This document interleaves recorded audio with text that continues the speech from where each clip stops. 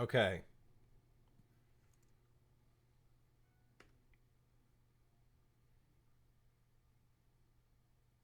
Theoretically, we should be live? Yep.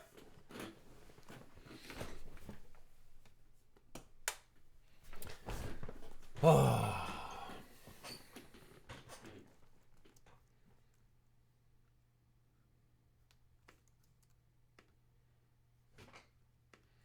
So this is for 2017 03 24 25.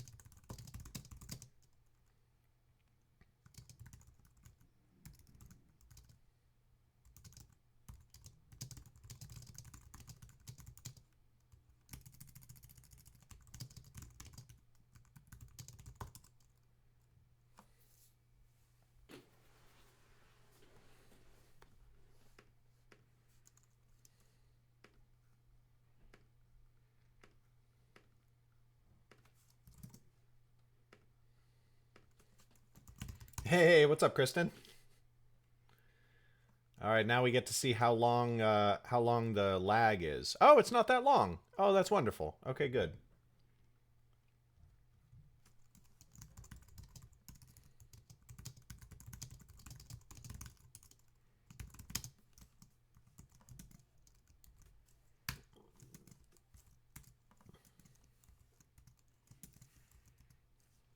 Last time it was you will remember. I believe the word is atrocious.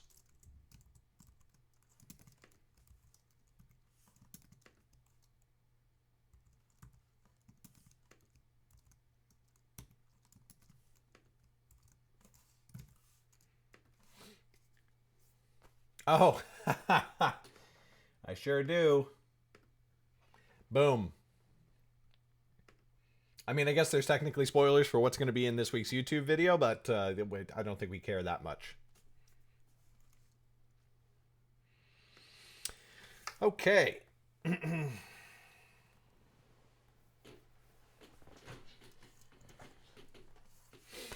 Oh, what do we want to talk about this week?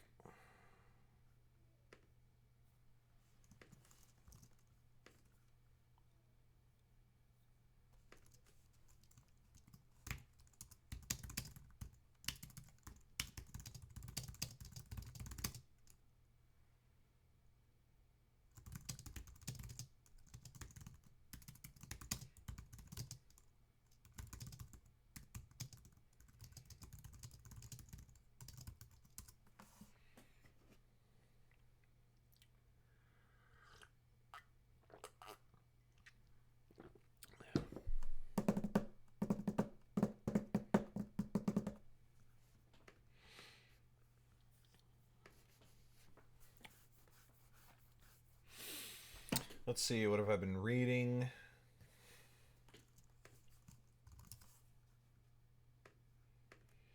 The joy of learning a new skill and how it's helping me creatively. I think if anything, playing guitar has been distracting me from writing. Maybe just a little bit. I'm trying not to let it, but it is definitely. I am in the honeymoon phase of learning guitar, where I am maybe a little bit obsessed.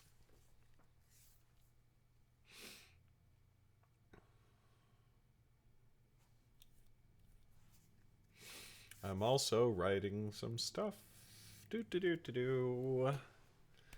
Writing some stuff on the side that I'm super nervous about. I could talk about how awesome my wife is for sure, endlessly.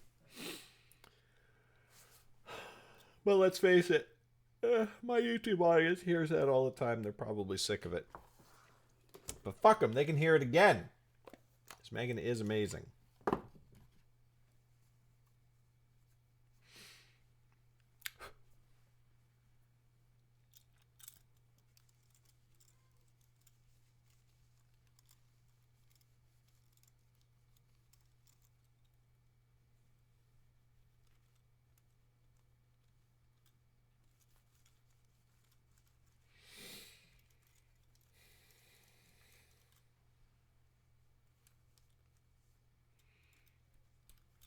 So, I like my life better with glasses, and I like my face better with glasses, like I talked about in Monday's video. But I can see, I am noticing my eyes getting worse as I'm wearing them. Not a fan of that. Like, I take them off, and I know my vision wasn't this blurry before I got the glasses. I know it was not. I'm anyway.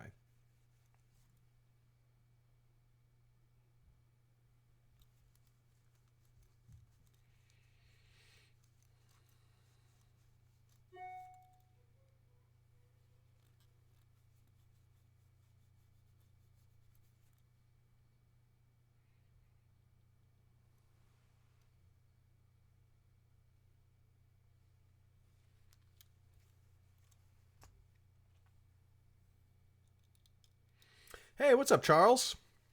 Welcome to the stream. I am trying to think about trying to think of what to talk about next week.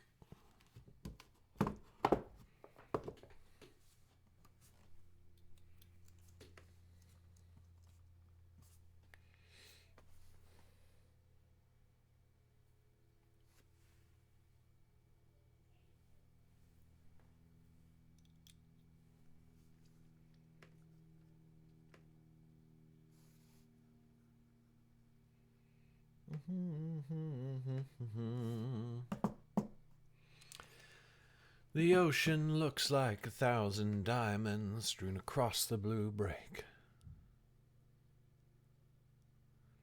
I'm counting UFOs, a signal flare away from my ladder.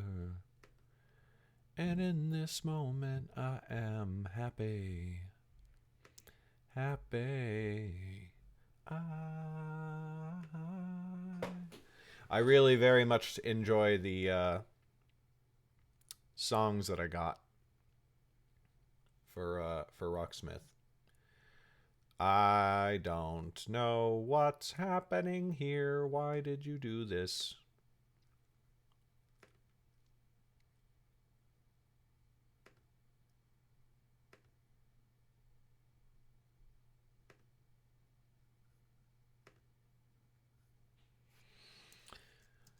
You know what we can do while we're faffing about, we can update all of our Adobe apps.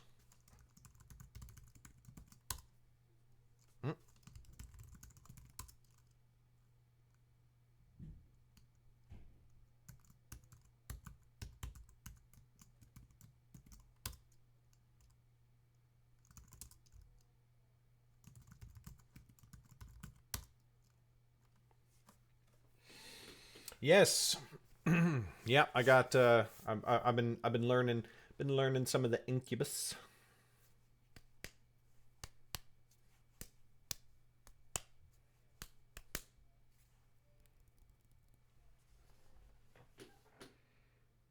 Oh, yup.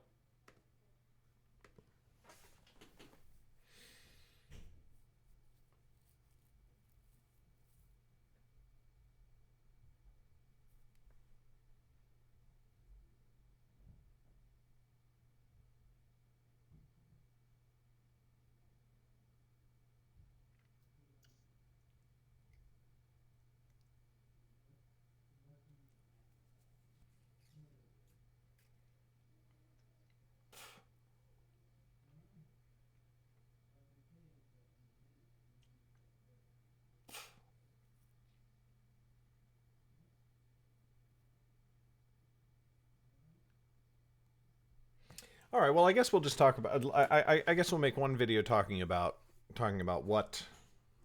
what we've been talking about in Discord today.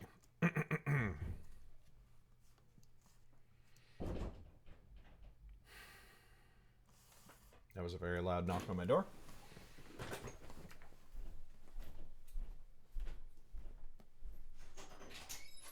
I can't help you. You Can we can. stream? Sure. Oh, you're streaming already. Sorry. Can you log me in? For some reason, it's not recognizing. Oh, I had to change my Amazon password. Why? Which is definitely not. Oh, say hi to stream. Oh. Hi to stream. Who's there? Kristen. And, Yo, Kristen. And Charles Dredd. I told Garrett how close we are now, Kristen. How I call you all the time for a 1-minute conversation. No, just kidding. Charles Dredd. Hi, Charles Dredd. Sorry I didn't say hi earlier. You're talking very loud in my ear, you know. It doesn't work on here. Oh, Jesus Christ. Hi, Paul. Right in my ear. Right in there. Hi, Paul. Stop. Okay, I'm sorry. Come on.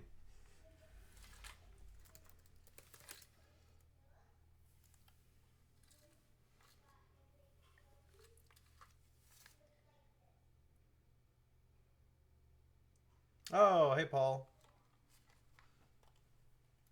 I said hi first.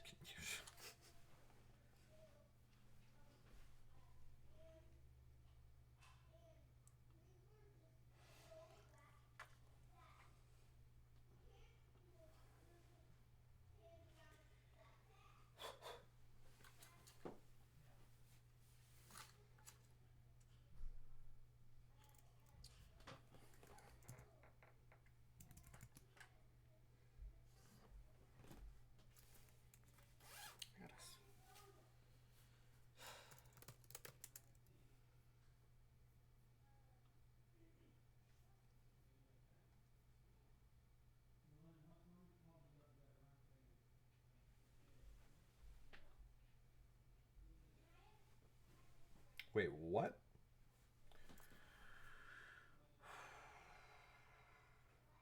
Okay. What? No, it's. I can't deal with this right now. Something has gotten screwed up on my Amazon account, and it is not something I can fix in 10 seconds. Okay. Oh, that is so annoying. Amazon made me change my password today, and it looks like instead of changing my password, when I tried to change my password, they created a new account for me. This has happened before. Yep.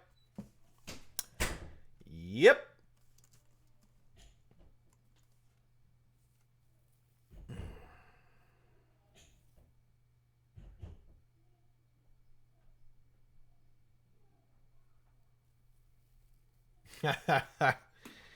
I know that feel, Charles.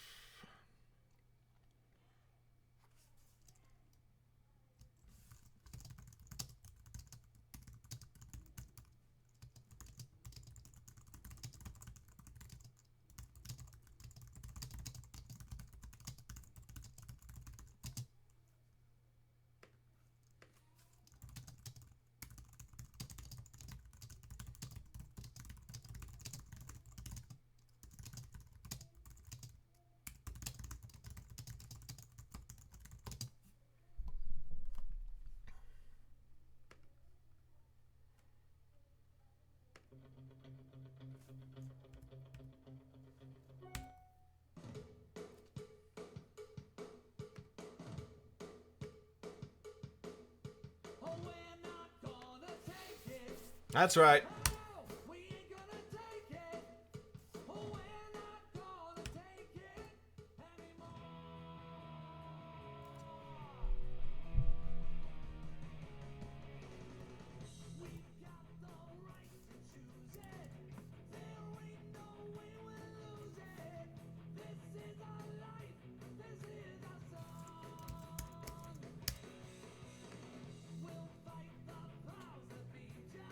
Oh, hi, Haley.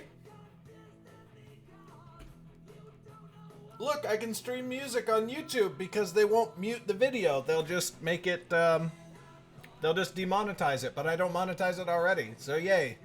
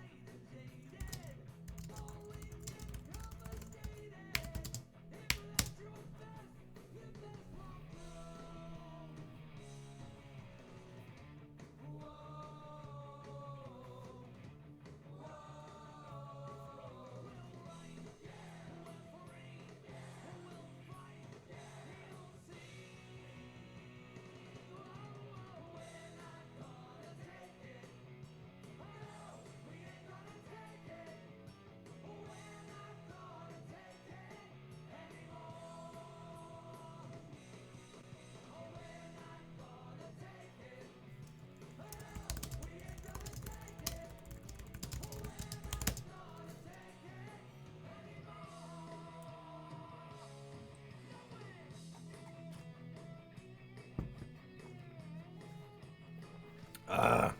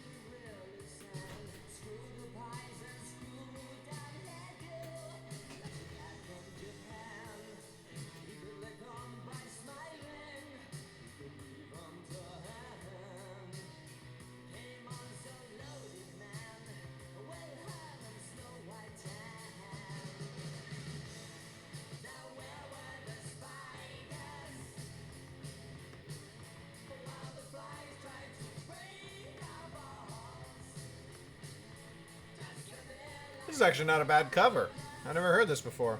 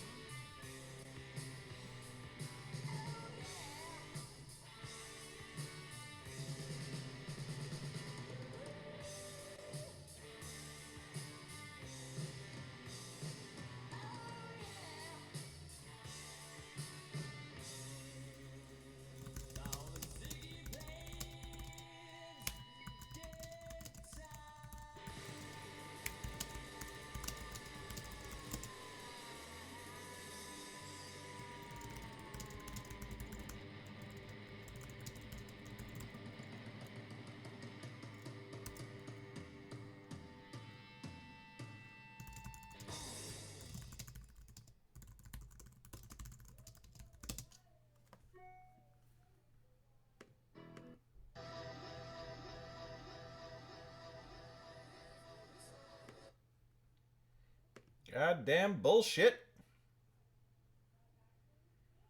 Muse does not have their music on Amazon Prime. And it's fucking bullshit.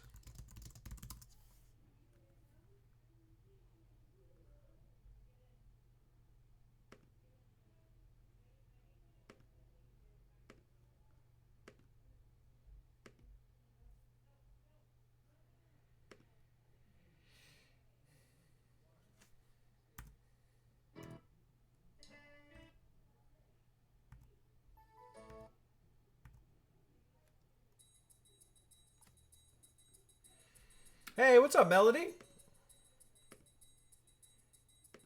I'm glad it made it safe.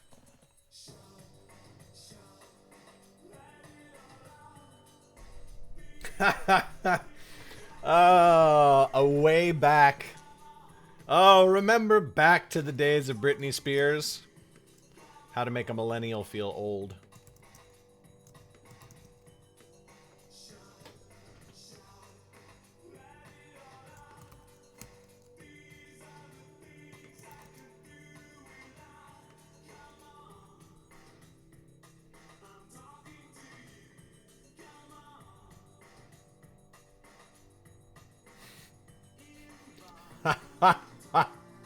I should not have clicked on that link without not realizing that my browser was on screen, because that was a link from Blade, and a link from Blade is very likely to contain not safe for work content, and that one just didn't happen to be in that frame in the video.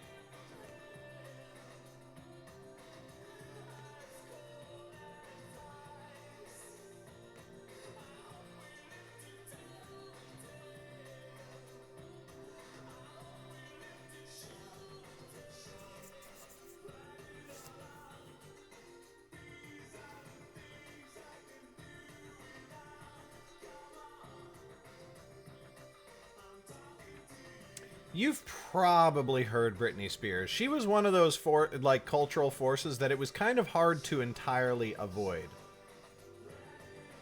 Wait, do you mean you're older than a millennial or younger than a millennial?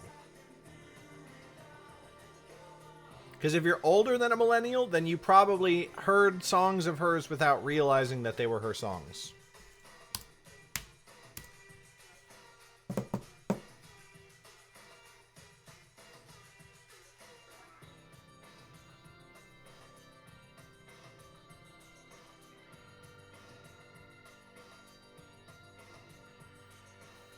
Yeah, you probably have heard her stuff without realizing it. Honestly, I don't want to talk about this. I don't want to make a YouTube video about this. I don't know, it's weird and it's not what I want. I don't want to talk about this.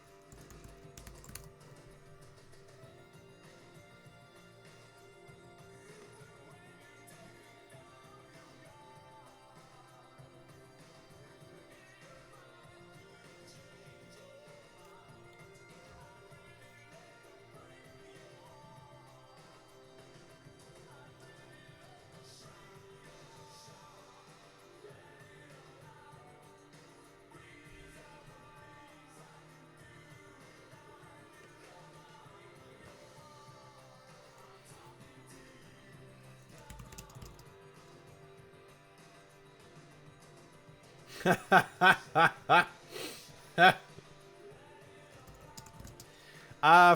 NaNoWriMo can be tomorrow. Can be Friday's video because it'll be the day before.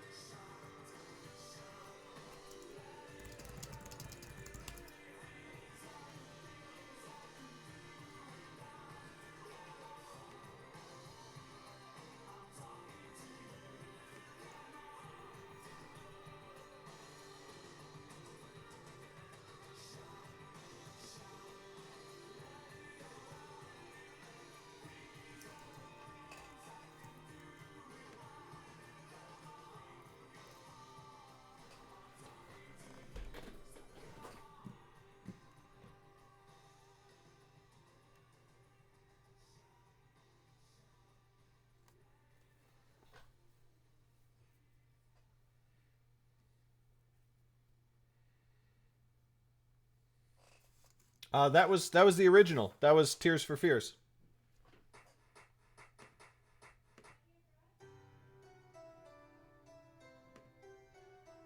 Oh, it's that song. Okay, good. That's going on the playlist. Not that one. No idea what that is. We're building our driving playlist these days. Ooh! Ooh!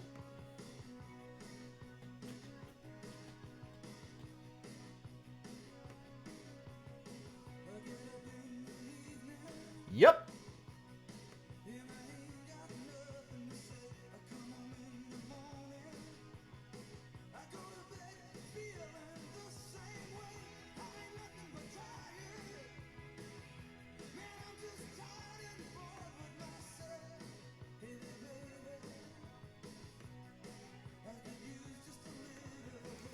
Can't start a fire. Love this song.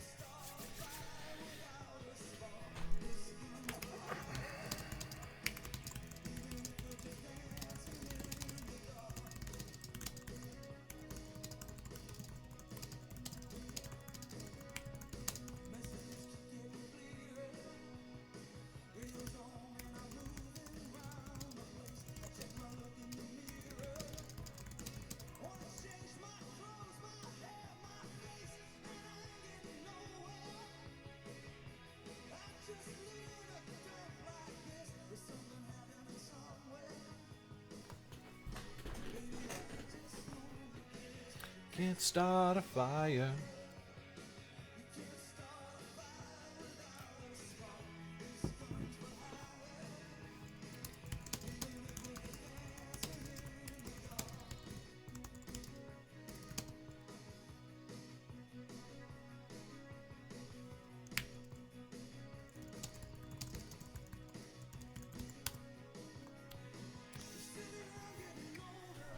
Yep.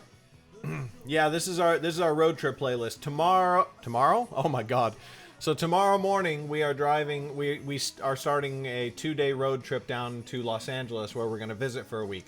So for the last couple of weeks I've been listening to Amazon Prime Music, and I've been assembling a playlist of road trip music basically. And so far I'm up to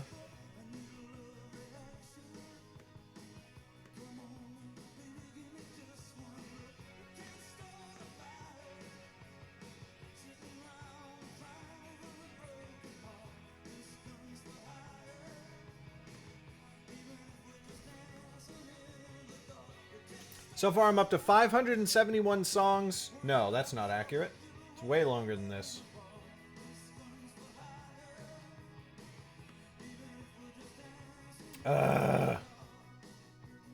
Amazon's music app, desktop app, is not super great.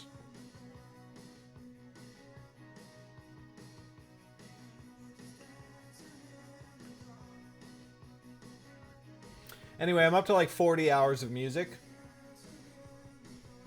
Which seems good, except that it's going to be like... I would love to hear no song twice. So it's going to be like 25 hours of driving there, and then it's going to be 25 hours of driving on the way back. So we need more music.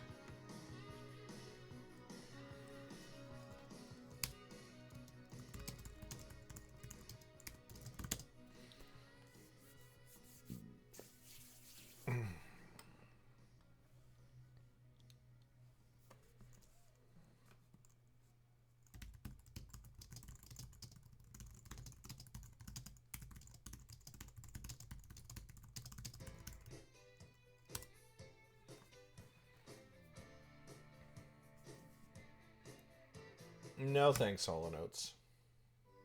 Nope.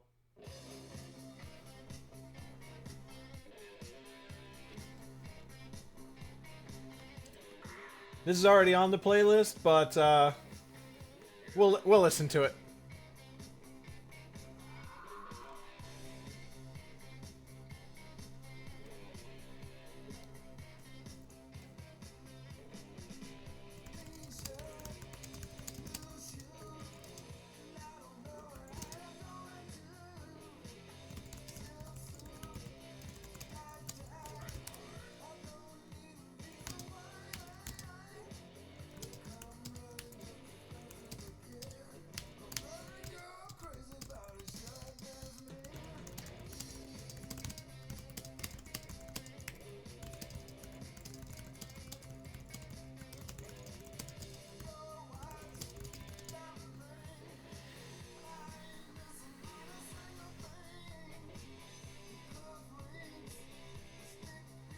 Well, see, my favorite genre is like punk and hardcore, but those aren't really good driving. That's not really good driving music. Like, I would just listen to Rise Against, but and if it was just me on a road trip, I would listen to just Rise Against. I could listen to Rise Against over and over and over again, or Flogging Molly, Dropkick Murphys,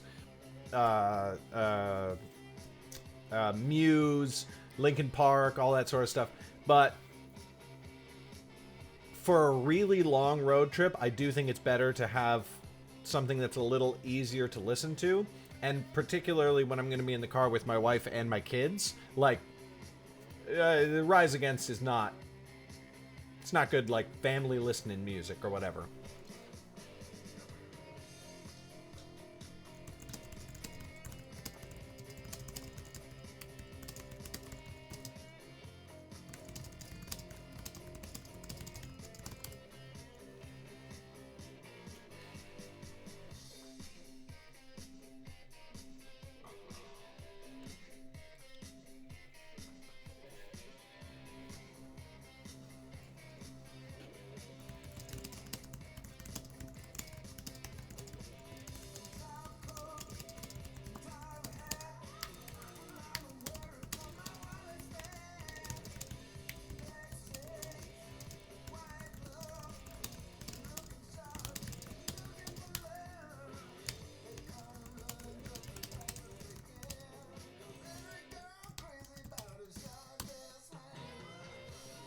Not safe for family.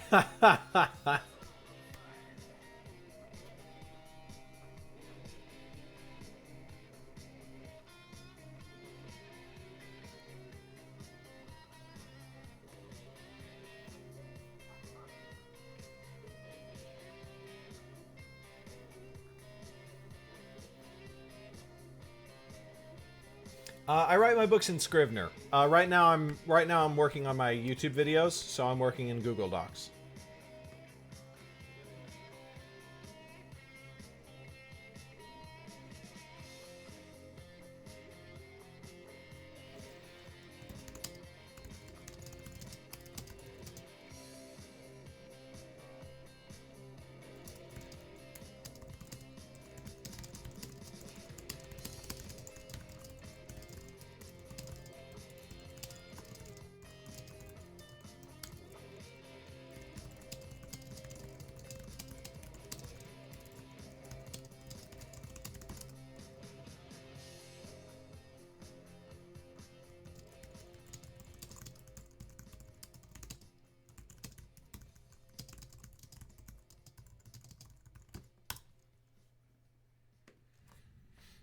Well, I grew up listening to a lot of these songs too because my dad listens to them, you know.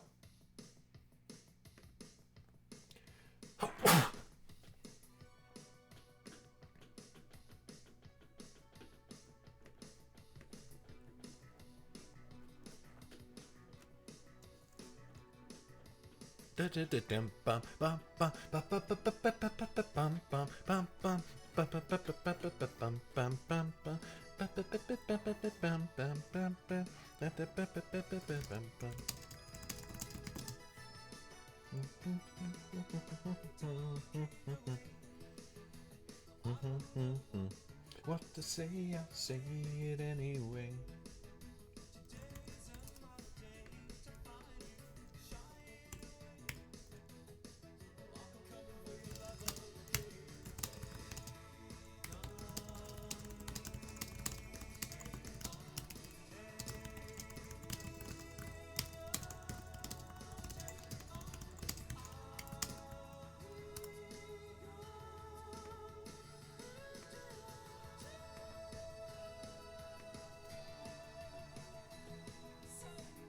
Dum ba bum ba bum ba bum.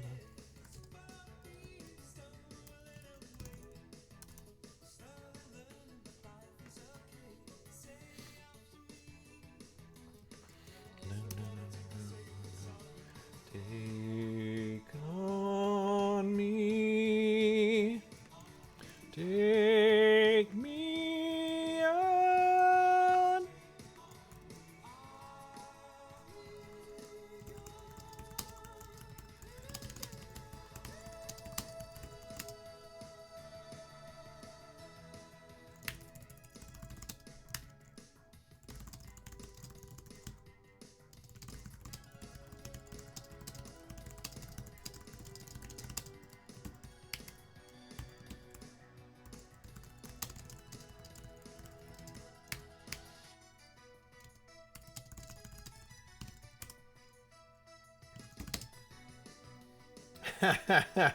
My dad is quite my dad is probably quite a bit older than you. He's 71. Hi Rob, what are you doing on YouTube?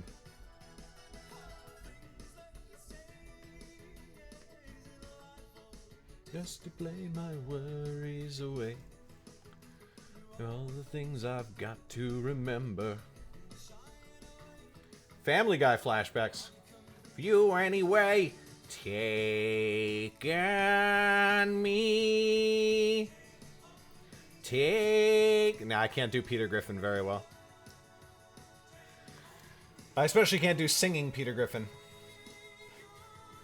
Rob, you only show up to hate on me. Or maybe to hate me on.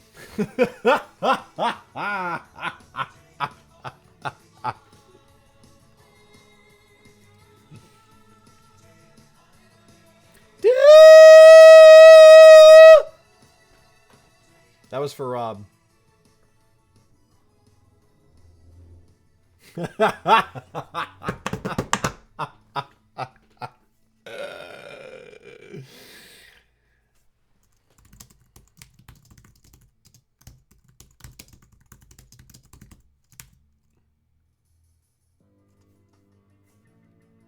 Ooh, good song. Good song. This goes on the playlist.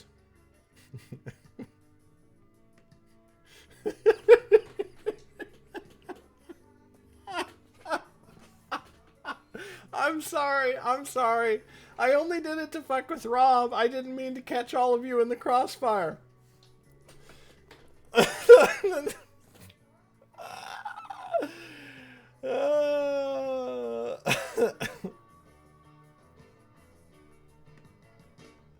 Every little thing she does is magic.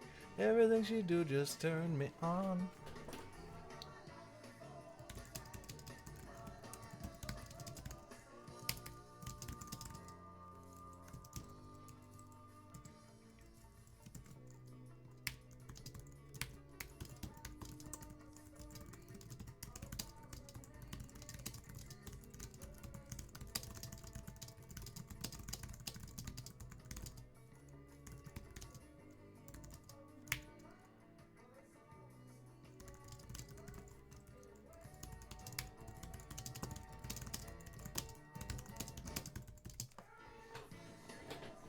Oh God, Paul, I'm very sorry.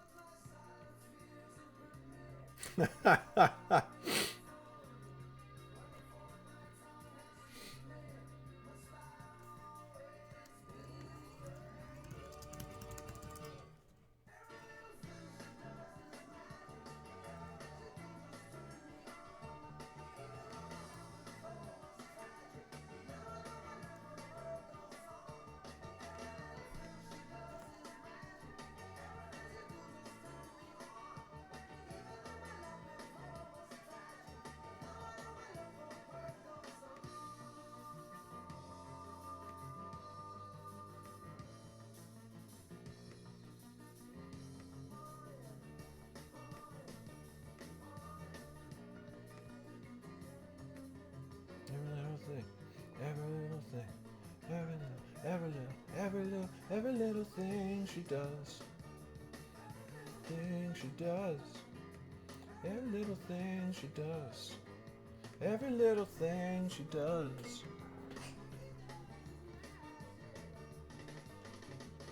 Whoa, yo, yo, yo, yo, yo, yo.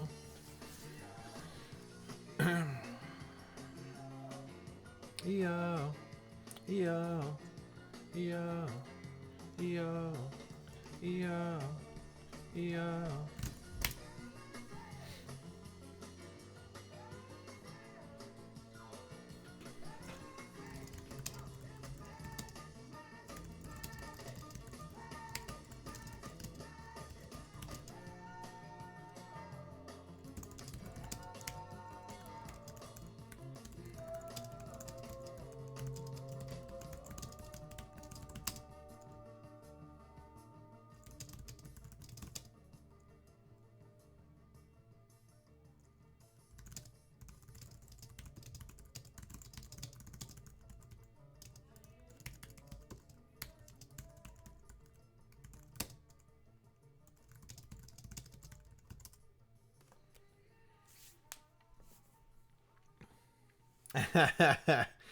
uh, I'm familiar with Godsmack. I don't think that, again, is good for a family road trip.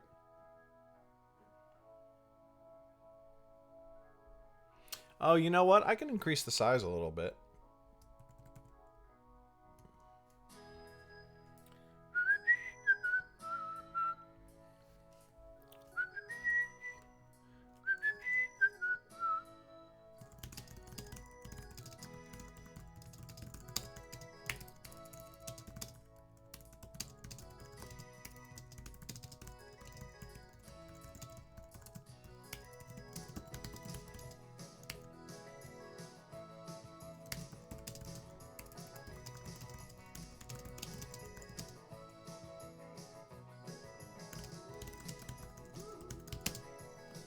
Yay, Haley!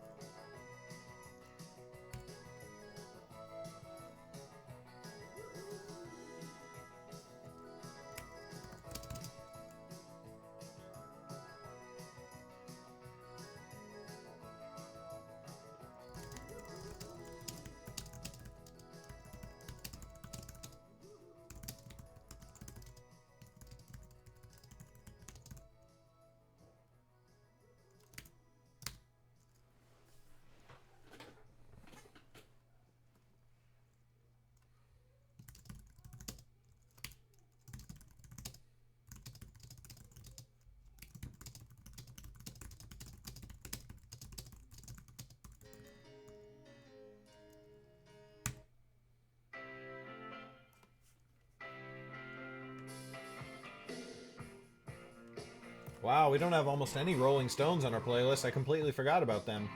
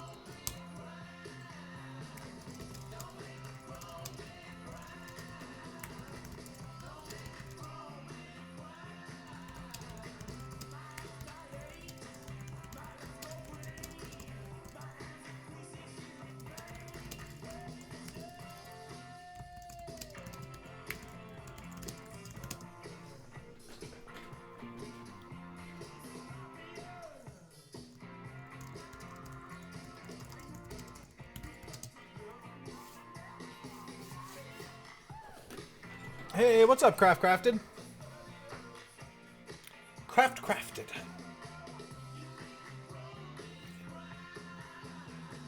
Ugh.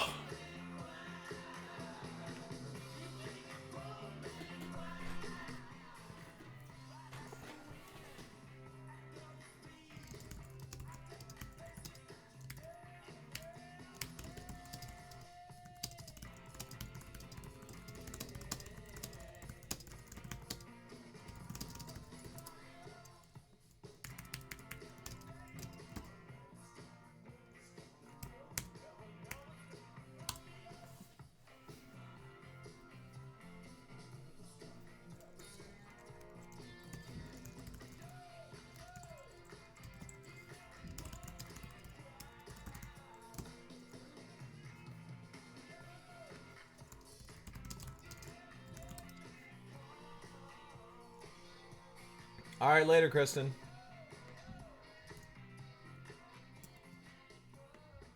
I gotta take a quick bathroom break. I'll be right back.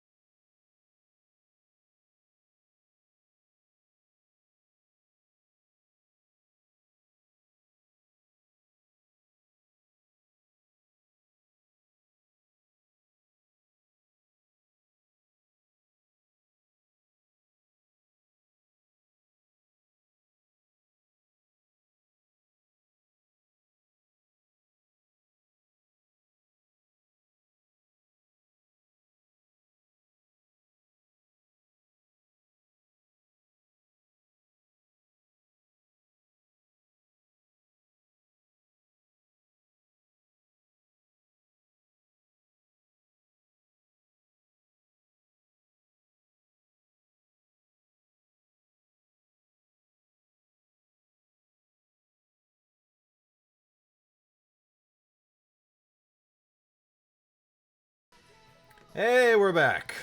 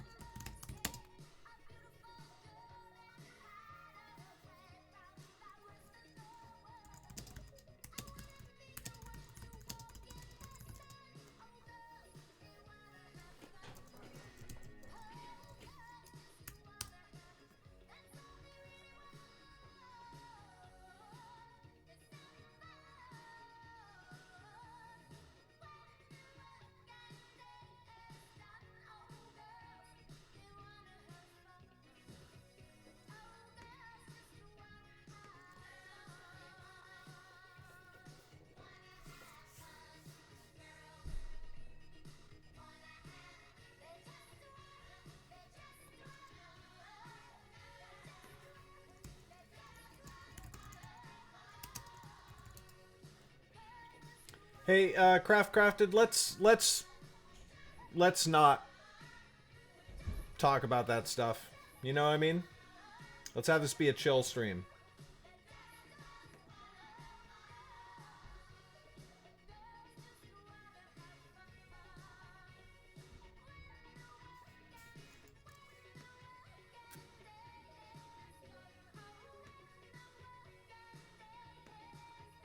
Yeah, and you know, Haley brings up a good point as well. But I'd rather this not be a stream about that.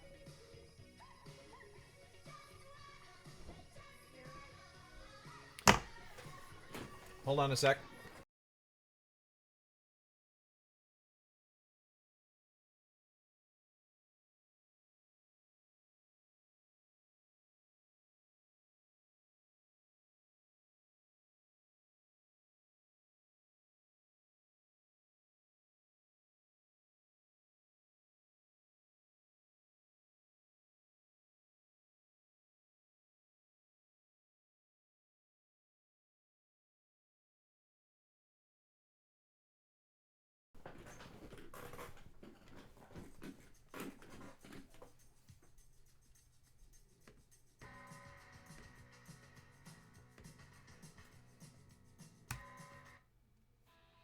Whoops.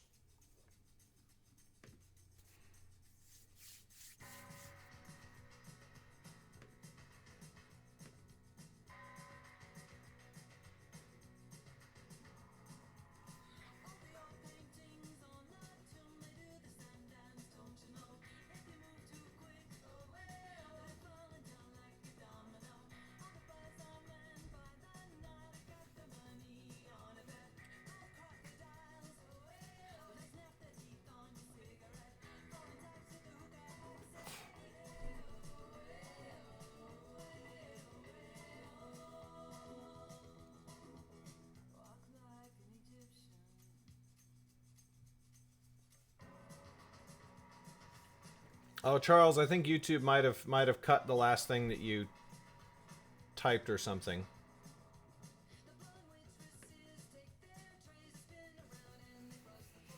It does that sometimes if it thinks a comment is too long or whatever, and there's no way I can turn off that function, which is pretty annoying.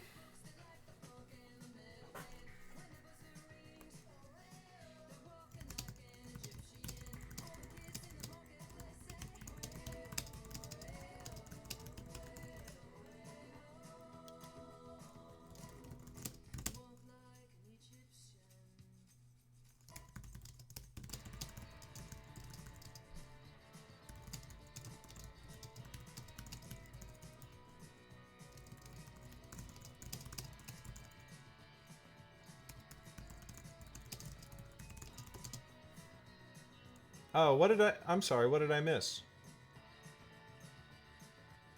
Oh.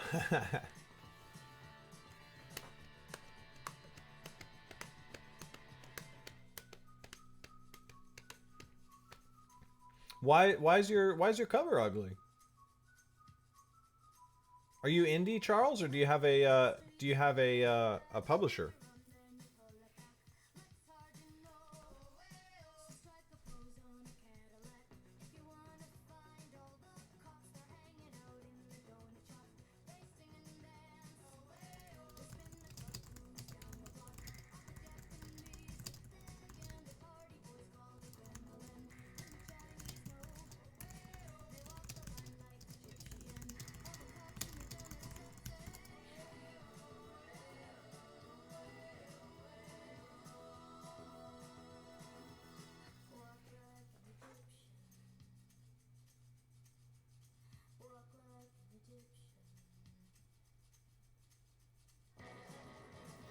Well, I highly recommend you get a not ugly cover.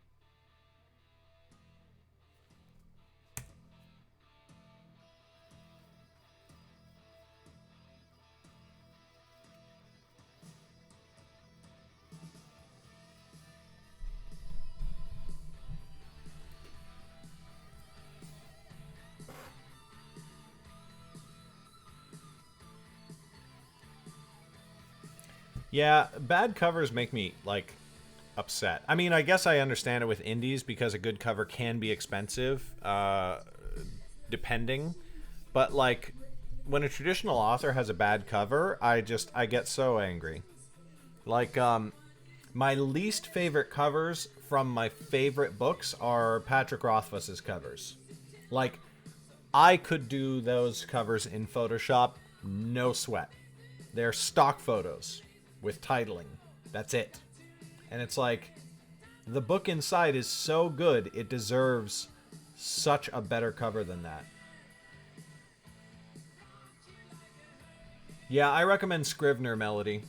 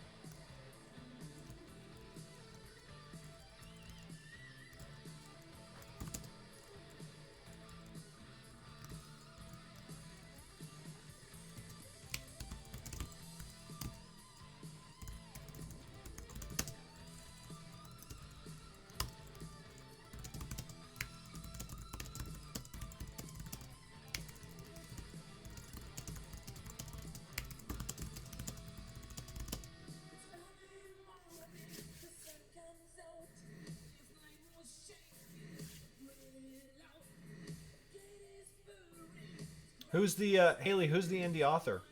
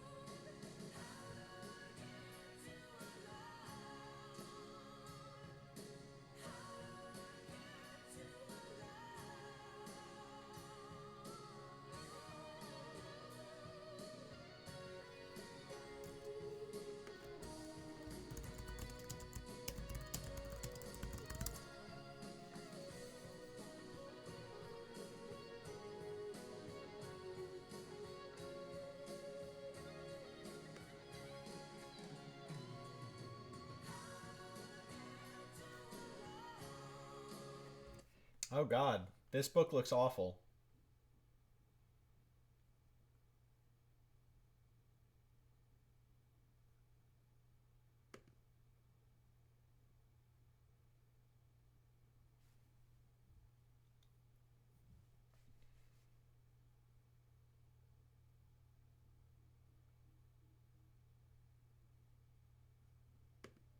You said the book inside is good?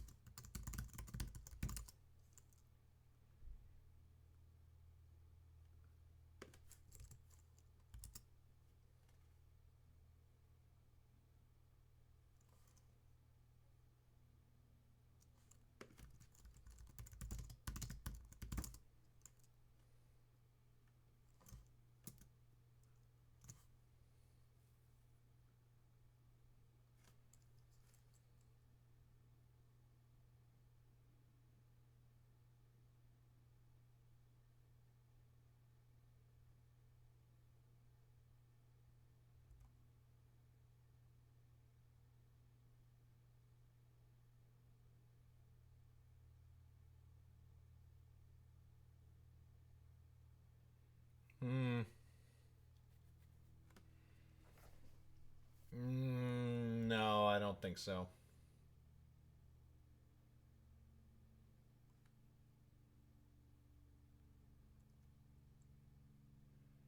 I mean, there's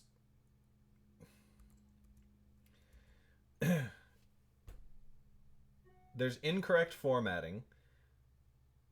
There's line spacing and indents in between paragraphs, which is incorrect. There's typos in the first and second paragraphs that I can see. Um, I see. This is what ticks me off about indie authors.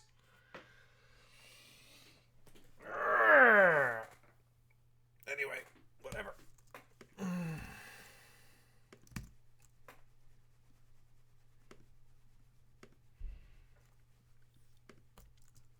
Because I feel like books like that one are why people don't want to take chances on indie author books where they actually do their job and format it correctly and edit it and all that sort of stuff. I don't know. I'm probably just salty about it because I get a lot of people sending me books and asking me to read them, and like, and I pop them open and I'm just like, dude, what? Why would you make your book this way and not do it correctly and then ask me to read it?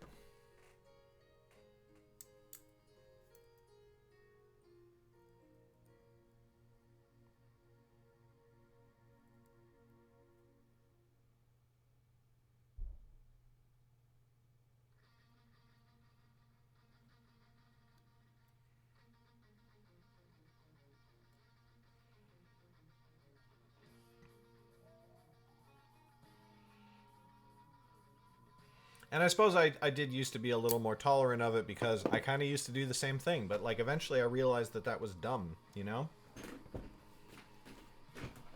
Oh, no, I can see that there's different spellings. But Mr. is spelled a certain way. It is either spelled M-I-S-T-E-R or it is spelled M-R with a period, not M-R.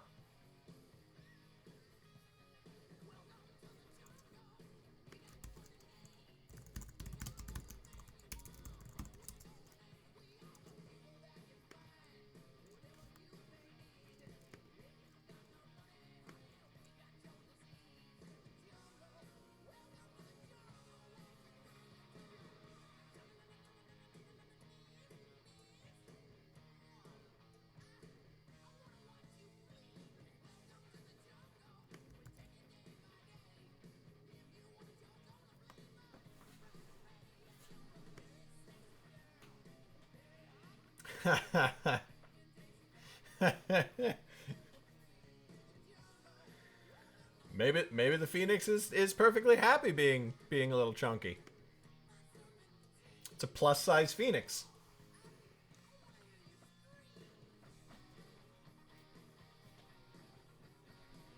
Anyway, and also like formatting, I know formatting is like a very, I don't know, whatever. Like formatting is not as important to me as a lot of other stuff, but like just format things correctly, you know? You don't have, if you have spaces in between paragraphs, no indent. If you have indents, no spaces in between paragraphs. It's like that, it's that simple. But then also, in that book, there are inconsistent line spacings. So in between some paragraphs, there is a full space. In between other paragraphs, there's a half space. And it's just like, all that tells me, that doesn't mean that the book isn't good. Although I read the writing and I don't think that it was like particularly descriptive or whatever. But like, when I see formatting like that, it tells me that the author has not taken the care to make their book perfect. Because that's a very simple thing, right? Like, this isn't like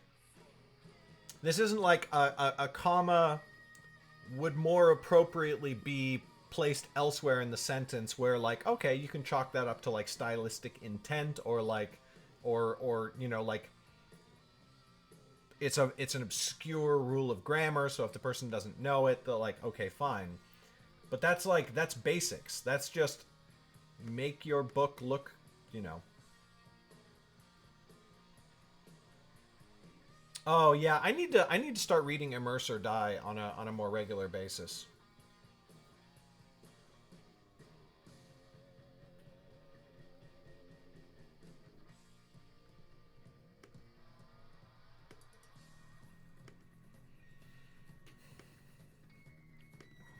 Of course, the big pitfall of Immerse or Die is that, like, he does have his own personal prejudices, but then again, everybody has their own personal prejudices, you know?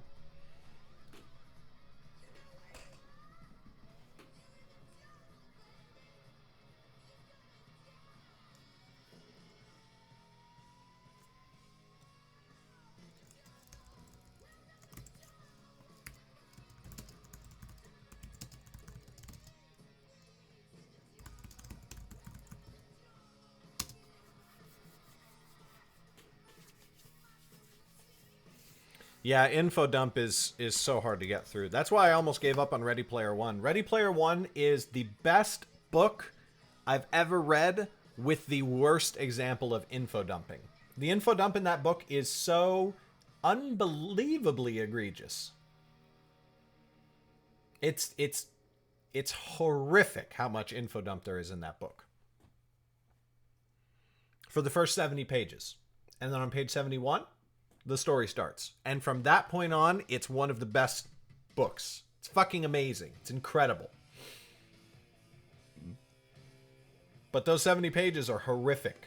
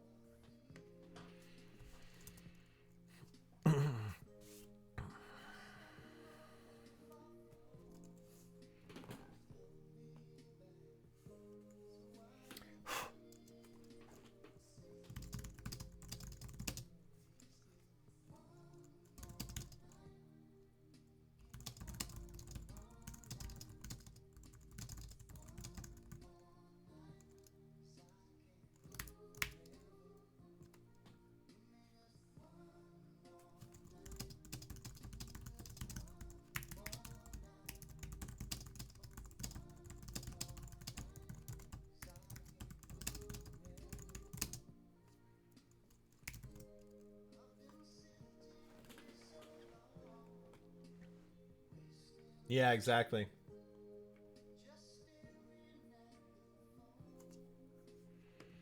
A good story will definitely get you through a lot. You know, one of my favorite indie books that I've ever read is right here. This book is called The Scriptlings. This was sent to me by the author, Soren Susiu. Um, the cover's decently good.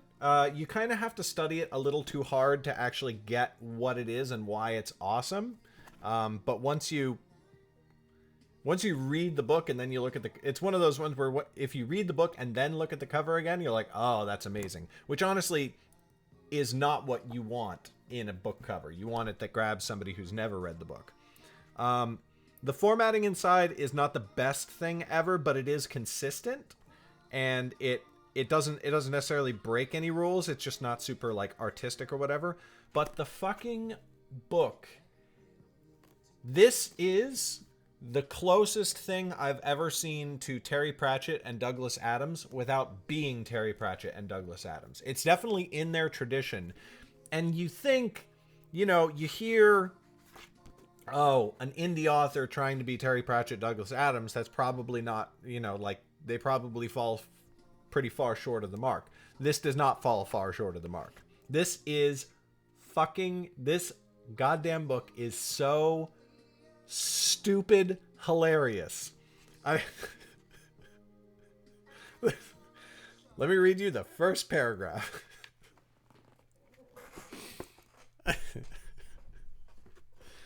It's called The Scriptlings. The Scriptlings. Chapter 1. Merkin. Merkin was furious. Let us pause for a moment. If you know what a merkin is, then shame on you.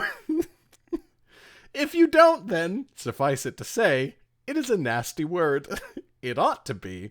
You see, amongst magicians, it is considered good form to have such a word for a name. Merkin was most proud of her name, and she had good cause, too. She came up with it herself. No one else had ever used it before, and it was only a typo away from Merlin. How cool was that, eh?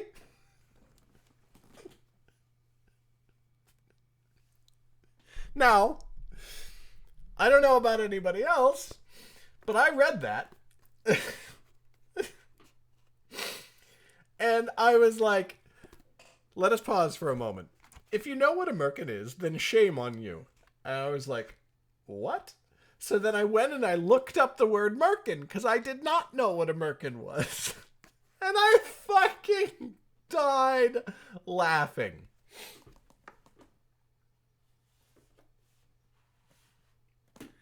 And that is pretty much the entire book.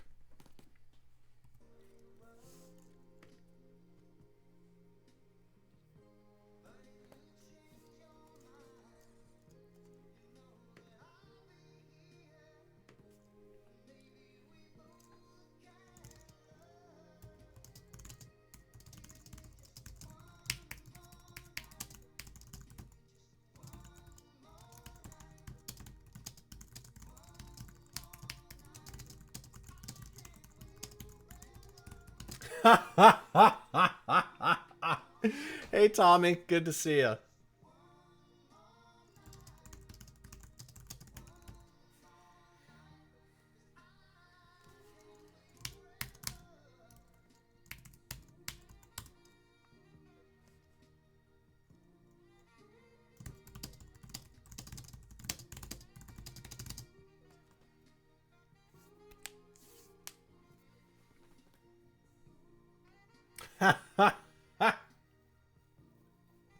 I'm not familiar with that news group.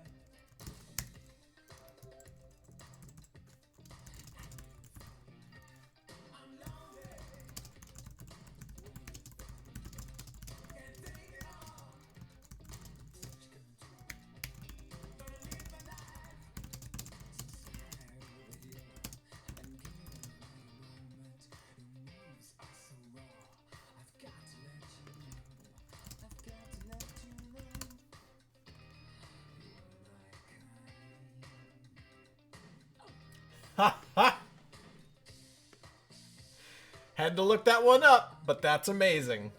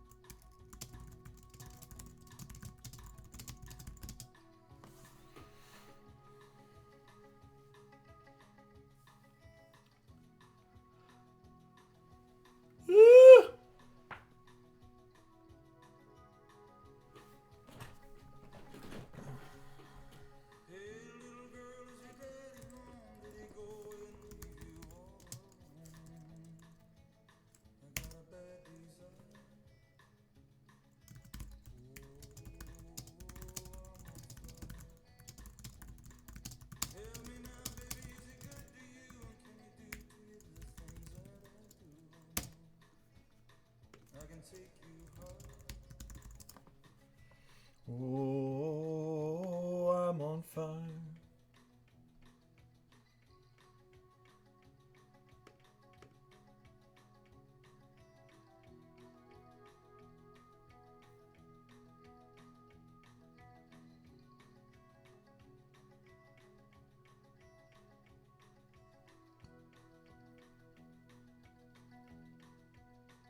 Sometimes it's like someone took a knife, baby, edgy and dull, and cut a 6-inch valley through the middle of my skull. At night I wake up with the sheets soaking wet and a freight train running through the middle of my head and me, including my desire. Oh, I'm on fire.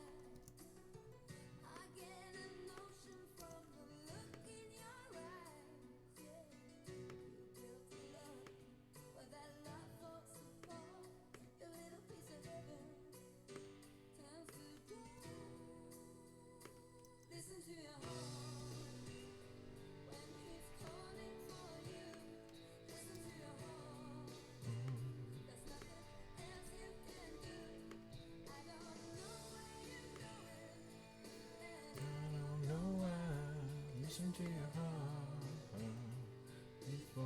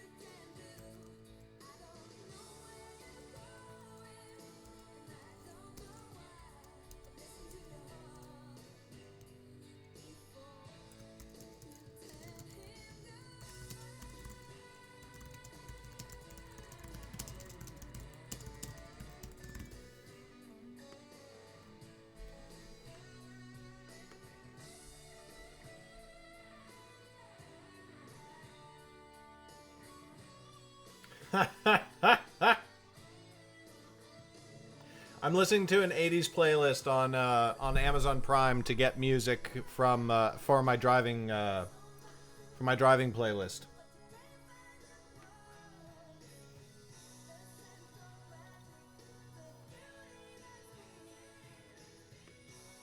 I've already gone through the '90s and 2000s and added hundreds of songs from each decade.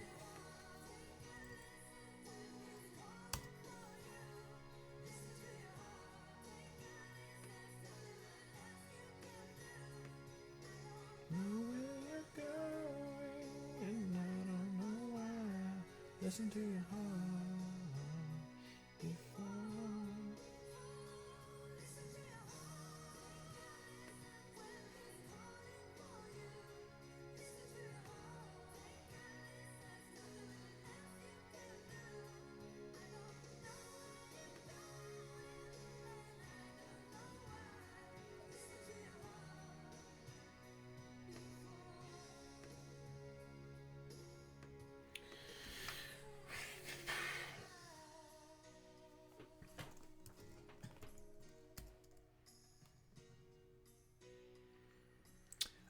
Indie music.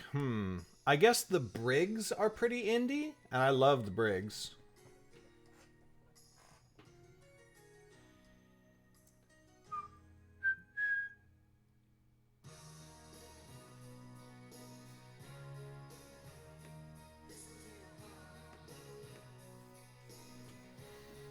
Who else? I feel like indie has sort of become this like genre, so like I'm not including like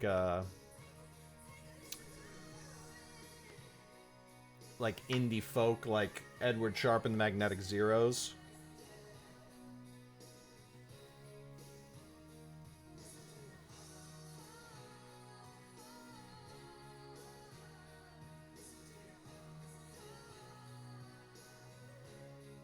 Like Mumford and Sons was called indie British folk, I guess.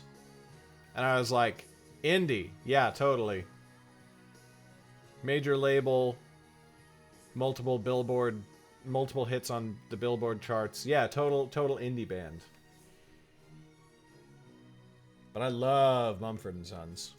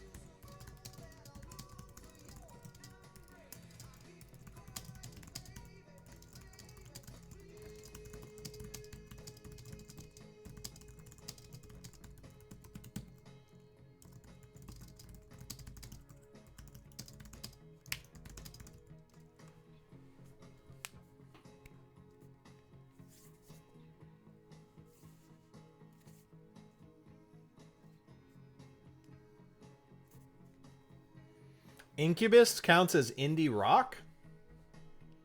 Wow.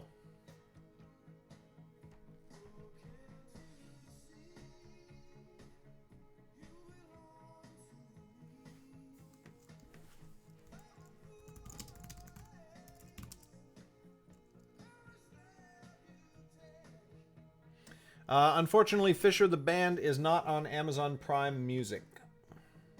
They're sad.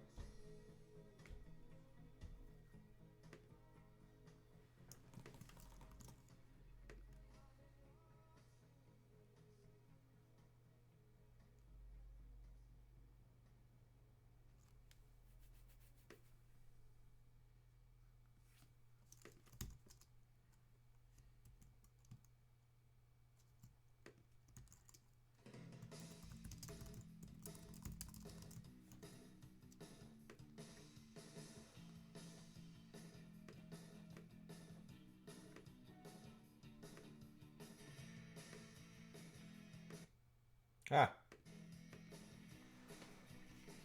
Warning, I'm about to sing.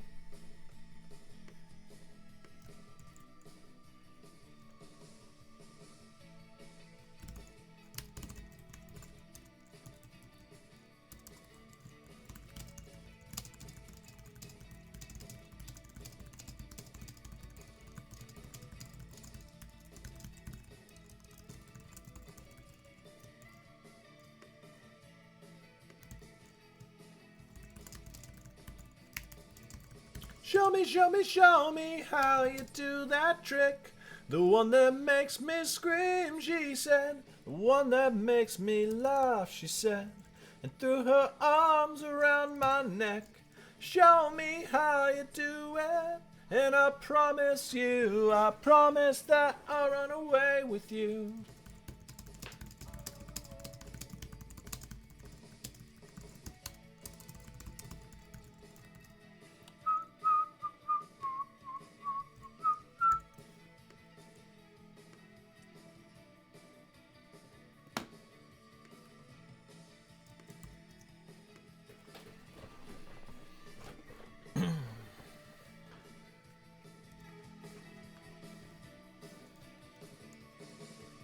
Spinning on that dizzy edge, I kissed her face and kissed her head, and dreamed of all the different ways I had to make her glow.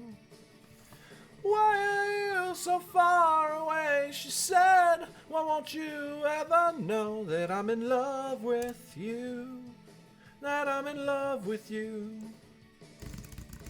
You, soft and lonely, you, lost and lonely, you, strangers, angels, dancing in the deepest ocean. Ah, Camp NaNoWriMo, it's happening. What do I want to say about it? What's going on?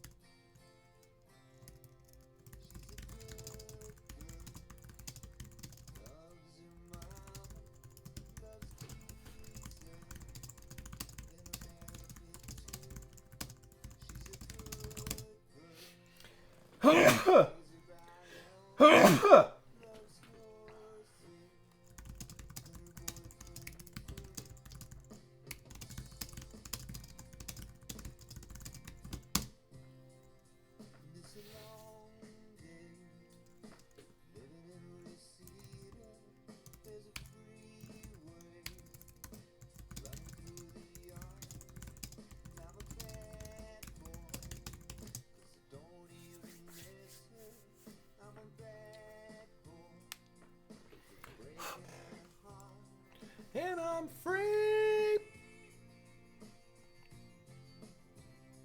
Free falling.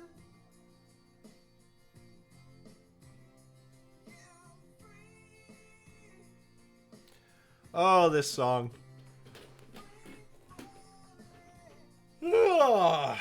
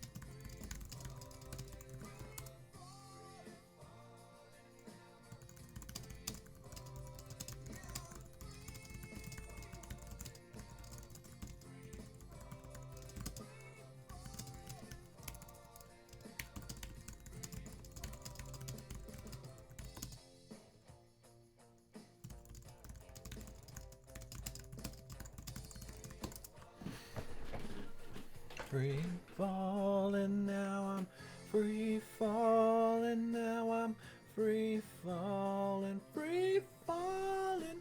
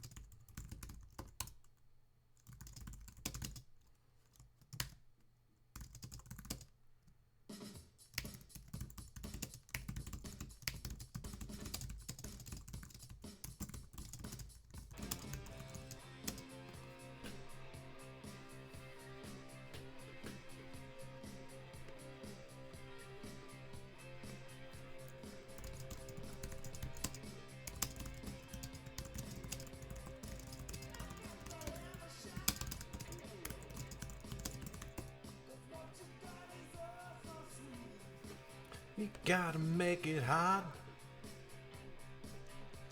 Like a boomerang, I need a repeat. Give me all your loving, all your hugs and kisses too. Give me all your loving, don't let up until we're through.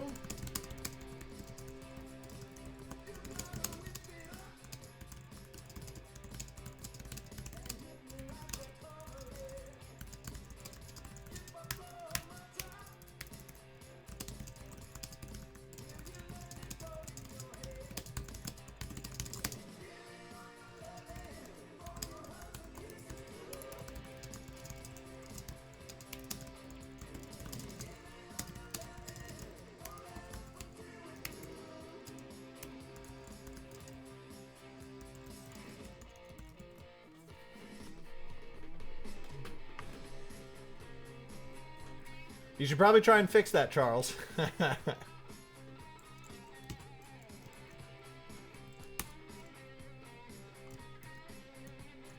Okay, video scripts are written. Time to record them. I am going to set up my camera, and we will set up the webcam so that you can see what I'm doing a little bit better. I really got to get a tripod for my... Oh, do I have one? I think I have one.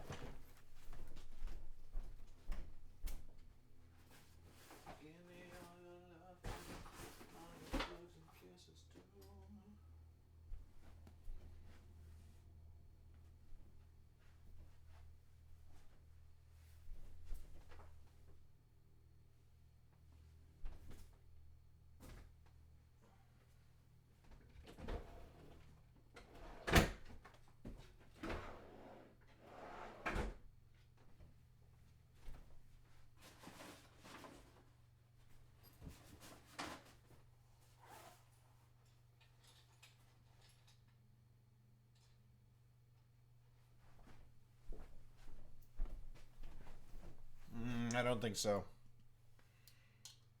Nope. Oh well. That would have been nice.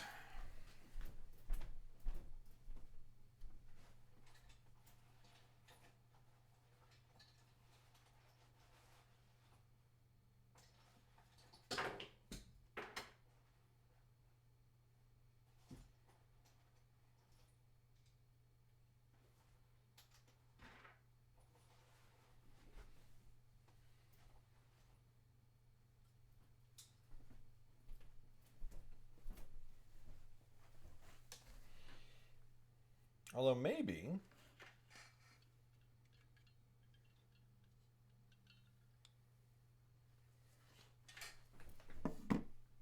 Sorry for the shaky cam, by the way.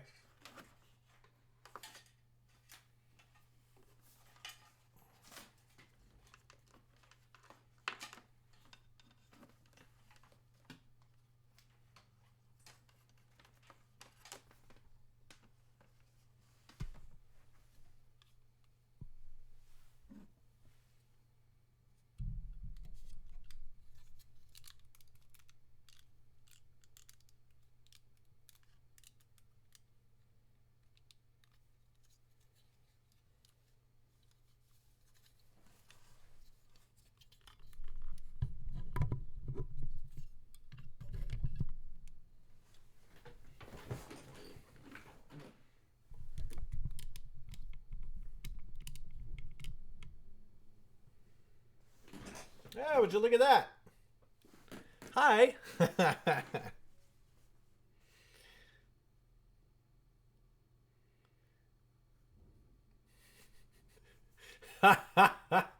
Thank you, Haley. Yes.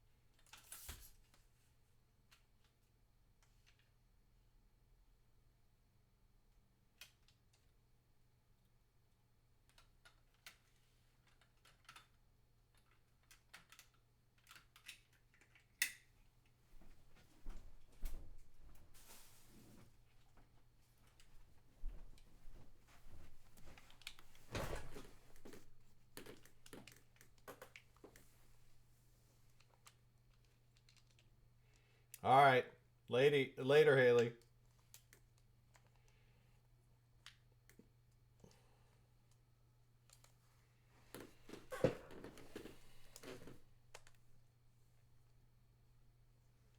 Kind of weird having the camera over there. I'm so used to looking in this direction.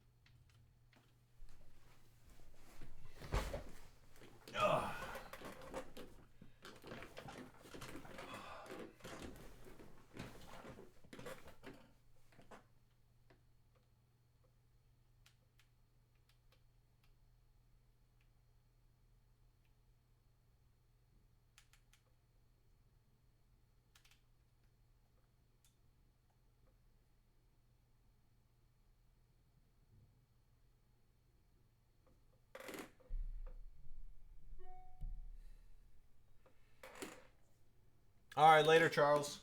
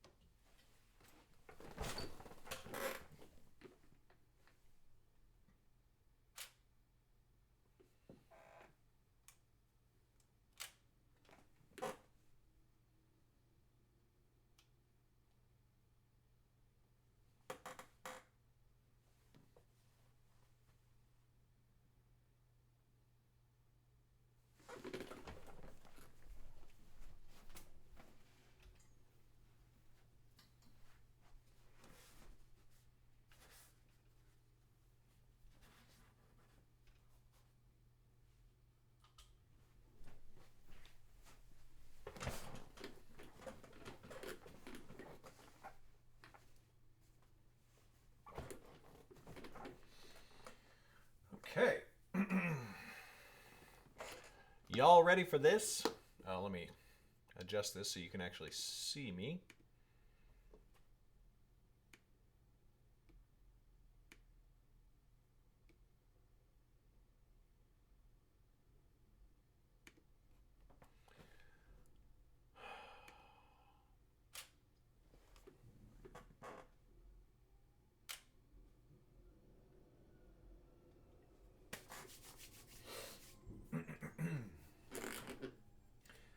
Hello, Rebel, and welcome back to my life.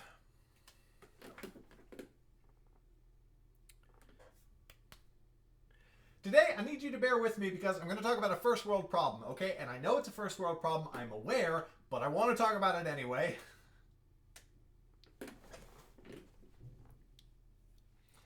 It is very difficult to give free books to booktubers and book bloggers and book blurs, which is apparently what people who run book blogs on Tumblr are called. I'm not overly fond of that word, not enough vowels, but that's just me.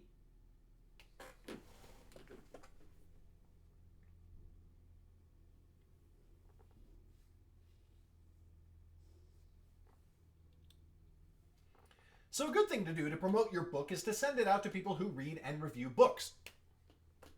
They have an audience that they share their reviews with, and if those people like... So a good thing to do to promote your books is to send them out to people who read and review books. They have an audience, and they have an audience who they share their reviews with. So a good thing to do for people... So a good thing to do to promote your books... So a good thing to do to promote your books is to send them out to people who read and review books. They have an audience that they share their reviews with, and if those people... And if they like your book, some of those people... So a good thing to do to promote your book is to send... So a good thing to do to promote your books is to send them out to people who read and review books. They have an audience who they share their reviews with, and if they like the book, some of their audience might want to buy the book.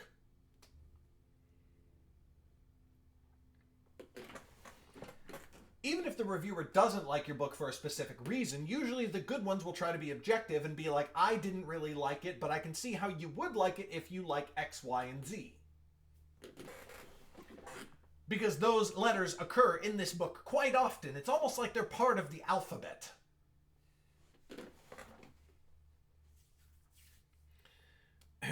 So for a long time now, Megan has been going through YouTube and BookTube specifically, finding booktubers to... So for a long time now, Megan has been going through YouTube and BookTube specifically and finding booktubers and offering to send them a free copy of Nightblade to read and review. And the vast majority of them say no. And the vast, and I do mean vast majority of them say no. Or scratch that. The vast majority of them don't answer at all. And the majority of those who do answer say no.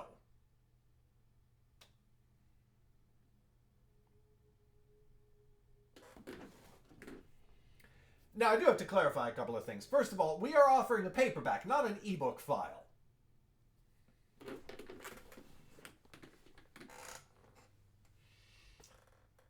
I can understand turning down an ebook file. I mean, any crappy self-published author can find a booktuber and offer them a free copy of their book for no cost, and more likely than not, it's going to be a very poorly edited trash heap of a book.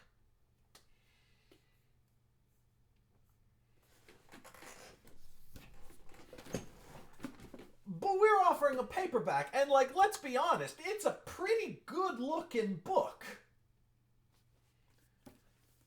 Yeah, I'm tooting my own horn. So what? Yeah, I'm tooting my own horn, but people, it's not an ugly book.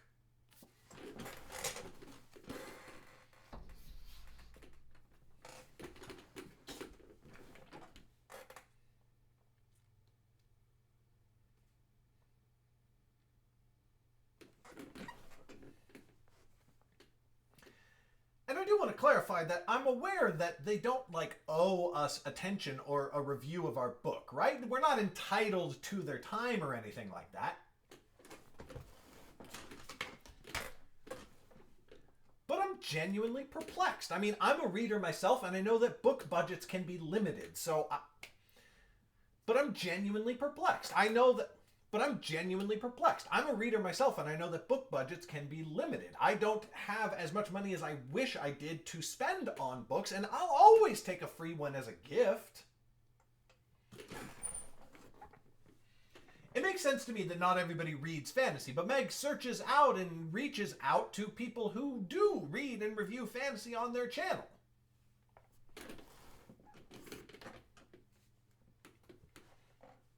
We've also tried offering a second copy of the book so that the booktuber can do a giveaway of that second copy to their audience. I thought that was a really cool idea, but it has not changed the response rate at all.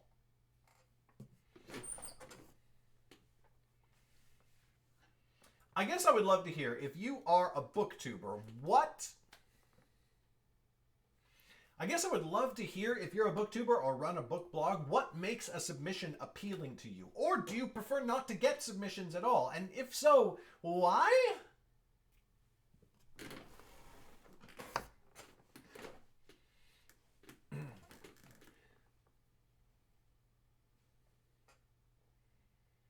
I feel like this is a thing. I feel like this is the case for the book. I feel like this is the case for the book industry more so than other industries. The video game industry, I feel like this is the case for the book industry more than for other industries. If you are, for example, a video game YouTuber, I feel like this is the case for I feel like this is the case for the book industry more than for other industries, like video game reviewers.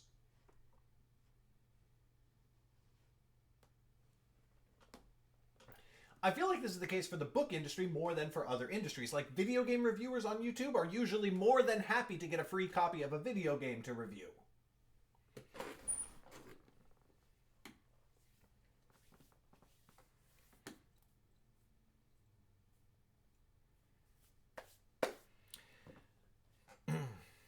Now, yes, I am obviously wondering about all this stuff for myself, but I'm also to a degree thinking of other indie authors, because it is very hard for indie authors to get our names out there.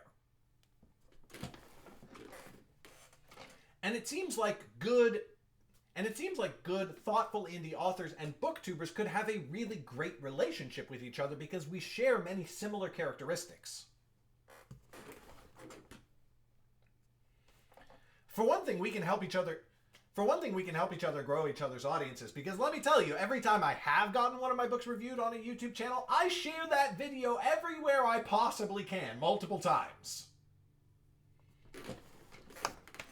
And that is not something that traditional authors will usually do, unless they're Neil Gaiman, but he is an outlier and should not be counted. Indie authors, meanwhile, are usually the ones out there tackling stories and subject matter that traditional publishers just won't touch.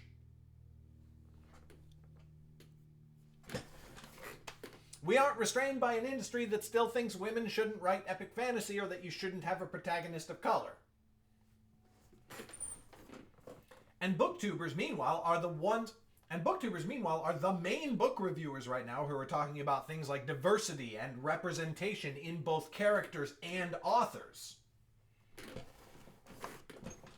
And discussing LGBTQ and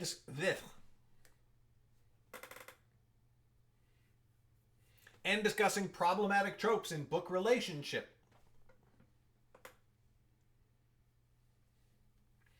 And discussing problematic tropes in book relationships and cultural appropriation by authors.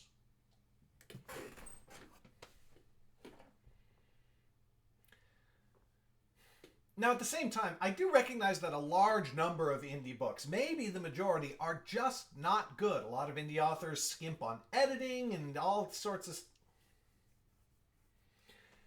At the same time, I do recognize that a large number of indie books, maybe the majority, are not that great. They skimp on editing. Heck, my books were hard to read before I started actually getting, an editor. I just love to figure out some way to connect high-quality indie authors with good booktubers. I just love to figure out some way to connect high-quality indie authors with, good booktubers who care about the same sort of stuff that we do. I'd love to hear your thoughts in the comments, especially if you are a booktuber or are a big fan of like the booktube community, because I feel like there's got to be a way to do this all better. And that is my first worldly problem for the day, Rebels. Subscribe to the channel if you haven't already. Check out another...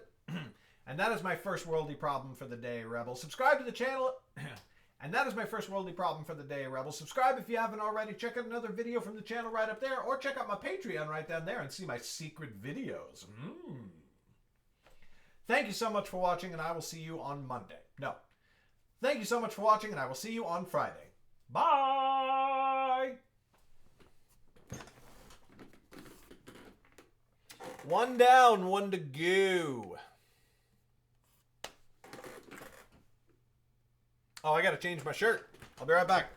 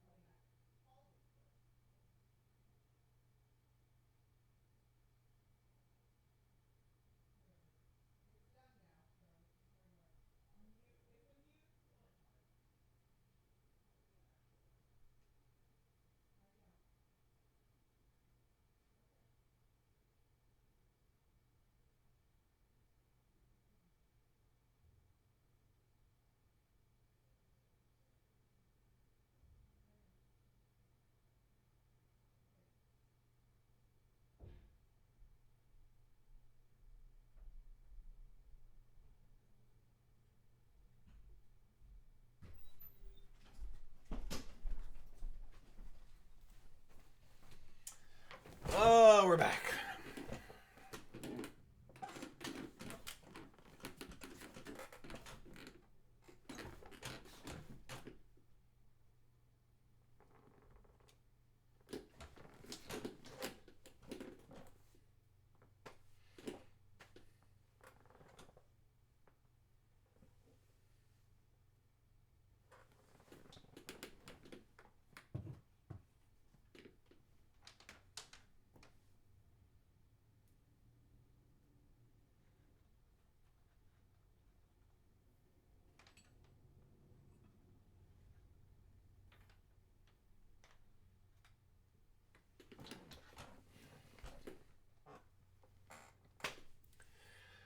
Hello, Rebel, and welcome back to my life.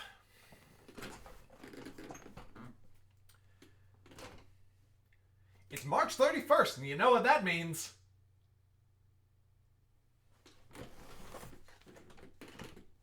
Do you know what it means? I don't know, but I was hoping you did. Do you know what it means? I don't know what it means. I was hoping you no, okay. Well, among other things, it means that tomorrow is the start of Camp NaNoWriMo. I'm trying to remember if I've ever intentionally done a NaNoWriMo event and completed it. I don't think so. Like, I know that there have been times that I know there have been past Novembers, or Like, I know there have been past Novembers and Aprils where I've written more than 50,000 words or completed a writing project, but I don't think I was actually participating knowingly in the event at the time. I'm going to give this one a shot because by the time you're watching this, I am either done or very, very close to done with the outline of Yeren, the 6th book in the Nightblade epic. Oh, did I not mention that? Did I not mention that I finished the restoration project and I'm starting a new book?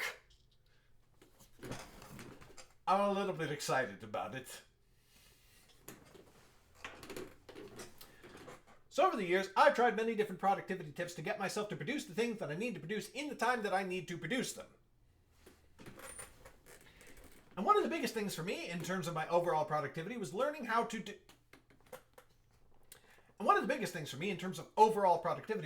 monitor the time that I spent on my projects rather than the results of the projects themselves. In other words, back when I used to try to hit a daily word count, I would miss the daily word count more often than I would hit. But then sometimes I would have days where I would go way over my word count goal. So if my daily word count goal was 6,000 words, sometimes I would hit 16,000 words.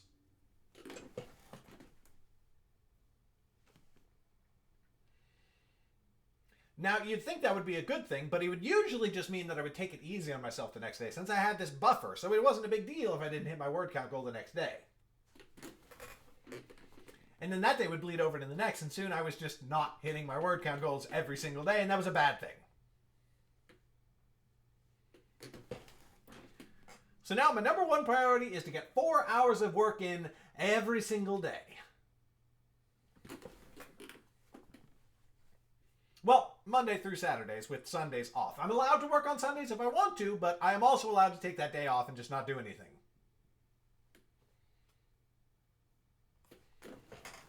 Sometimes those 4 hours are more productive, sometimes they are less productive.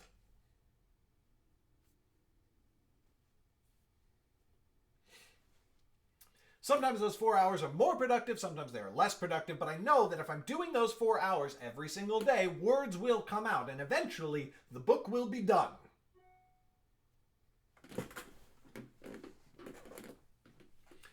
So I'm going to take that approach to Camp NaNoWriMo starting tomorrow, but there is a problem with this, which is that I will be measuring myself against a different goal. Like, I'll be updating my word count every day, but there will definitely be some days where my word count is a lot higher than others and where I am not hit. Like, I'll be updating my word count every day, but there will definitely be some days that are higher than others, and some days where I'm not hitting what's supposed to be your daily word count goal.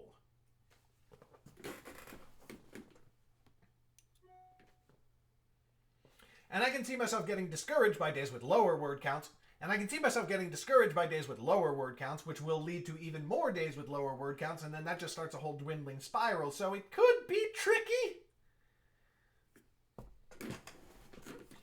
And on top of all that, I'm going to try to do Veda? That is a horrible idea, I know, but I'm going to do it anyway. Despite the fact that as you're watching this, I am on my way driving down to San Francisco, and tomorrow I will be driving again, I'm still going to try and produce a video every single day. Yee! I don't know, I guess I just feel like I haven't done anything super intense in a really long time, and kind of miss it. I like periods of intense overwork, so long as they don't become too prolonged, because that just gets unhealthy. So, here's to signing off on a great March, and looking forward to a great April that hopefully leads into an even better May. And that is it for today, Rebel. Subscribe to the channel if you haven't already. Check out another... And that is it for today, Rebel. Subscribe if you haven't already. That is it for today, Rebel. Subscribe if you haven't already, and wish me luck in April. It's going to be a hell of a month. Thank you so much for watching, and I will see you tomorrow. Maybe? Bye!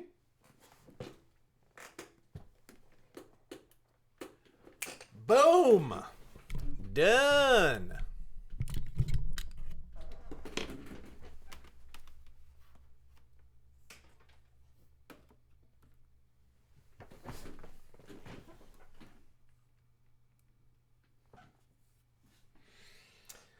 All right. And with that, I'm going to be ending my public stream because I have made my public YouTube videos. So I'm going to, the next thing that I will be doing is, of course, making my patron exclusive YouTube videos. And I will stream that, but that, of course, is only going to be seen by my patrons. So if you haven't already, you can check out my Patreon at the link in the description down below.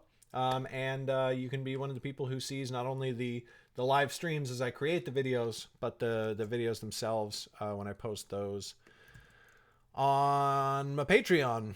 But that's going to be it for now. Thanks for coming and hanging out. I really like doing these weekly YouTube streams. I like seeing, I feel like I see some people in the YouTube streams that can't really make it to the to Vlog a Novel, or who don't really care about the Vlog a Novel so much. So yeah, been a lot of fun. Good to see Haley, Charles, Melody, Crafted. Who else? I feel like there was somebody else in here. Paul. Oh, and Tommy. Tommy was here. And Paul, I forget Paul's last name. He's very, very high up in the chat. Tressler. Oh, and Rob and Kristen, of course. How could I forget? All right, y'all. I will catch you another time. Thanks again for watching. Bye.